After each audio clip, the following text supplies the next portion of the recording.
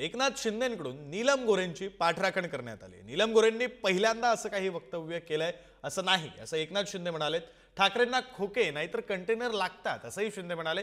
तर रामदास कदम, राज ठाकरे, नारायण राणेही असंच सांगत होते असंही उपमुख्यमंत्री एकनाथ शिंदे म्हणाले। नीलमताई बोलल्या तर त्यांना एवढं का झोंबलं असा सवाल सुद्धा एकनाथ शिंदेंनी विचारला। मॅनेजरचा प्रश्न नाहीये, कार्यकर्ता जो आहे तो काही म्हणजे त्याला कमी समजण्याचं कारण नाहीये।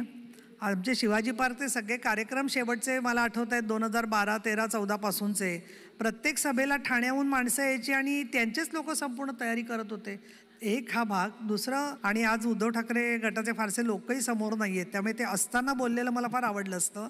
मुळामध्ये संपर्कच नको असेल नेत्यांना, आता आपण जिथे नकोसे आहोत नाही त्यांच्यावर ढकलला जात होता। 2 मर्सिडीज गाड्या मिळाल्यावरती 1 पद।